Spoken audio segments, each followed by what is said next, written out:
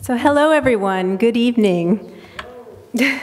Tonight I'll speak to the challenges of moving between the worlds of academia and advocacy, which I personally have not experienced as a fluid transition or a simple changing of hats. For me, I moved from activism to the academy back in the fall of 2005 to pursue a doctorate in women's studies. I hoped that I wouldn't have to completely give up one for the other. Before that, I had worked as coordinator, the only paid position besides another half-time staff person for the Committee on Women, Population, and the Environment, CWPE.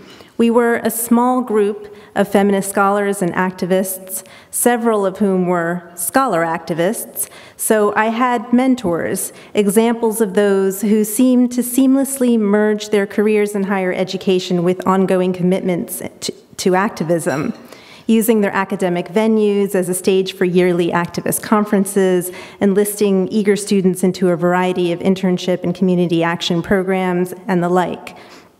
CWPE lent itself to a form of scholar activism too, because it was loosely organized and could depend largely on volunteer efforts of its members, who were highly committed and, to a significant extent, employed in the academy.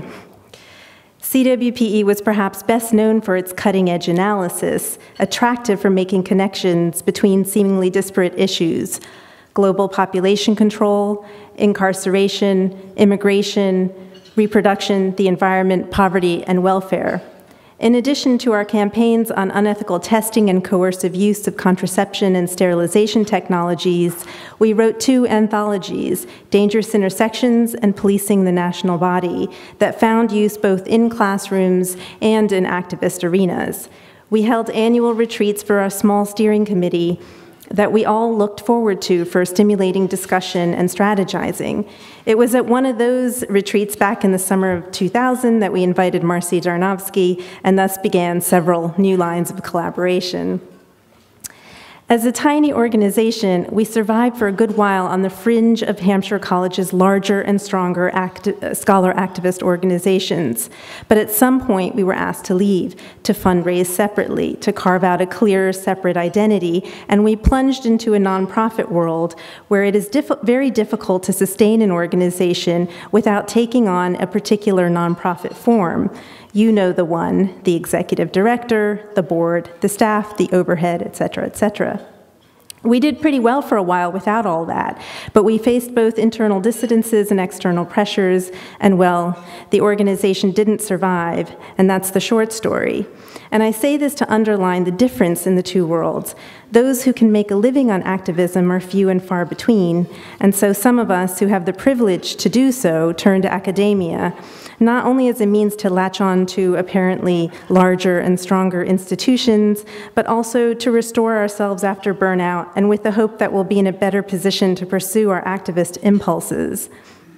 Then we face another kind of uncompromising system where we realize that in order to make it as a graduate student, in order to process 4 or 5 books a week, teach undergrads, write term papers, and somehow still carve out time to research and write a dissertation, something has to give, and we often have to give up the things we care most about: our art, our activism, and sometimes even our relationships. At the end of the day, activism requires time, not just commitment, and we hope to. No, we're sure we'll find that time just after we graduate. No, maybe after we get tenure, or maybe we'll have to wait till we're full professors. Surely then we'll have the time to reclaim our activism in that side of ourselves. So while I trust that my fellow roundtable speakers have great examples of successful academic activist collaborations, I felt it was important to acknowledge the dissonances, the real challenges we sometimes face in negotiating these worlds. Sometimes you feel like a stranger in each. When I arrived at the university, I'd spend hours trying to translate academic speak into something digestible, only to come out with something that felt all too obvious. Or I felt baffled when my contributions to class discussion were met with, well, just how do you define social justice? Since my dissertation topic on sex selection was one I had also embraced in activism, I experienced the strangeness of learning to think differently about it, to approach it differently as a scholar. And I must admit that engaging the topic within the academy was liberatory in certain ways. It gave me the freedom to set aside for the moment the need to organize and advocate clearly articulated political positions and agendas. The task was to construct questions and to devise ways of trying to answer them. I allowed myself to float so far into and enjoy this investigative mode for the sake of investigation that I was taken a bit by surprise when one of my committee members, thanks to Laura Mamo, who she should be here, but maybe, okay, she's not here, posed the first question at the defense, asking, "And so what are the policy implications?" And I had spent weeks brushing up on my theory. To the academic, where academia meets activism, or advocacy meets scholarship, will all depend on how you define those terms, and contentions on that point can make any discussion continue ad nauseum. To the activists, the pressure to claim a stake on an issue in relation to competing stakeholders and to advance an agenda means harnessing one, scholarship, for the sake of the other, advocacy. My point is that successful activist scholarly collaborations are not always easy and not without conflict and compromise. Some of us straddling these worlds rarely experience the satisfaction of having been accountable to both.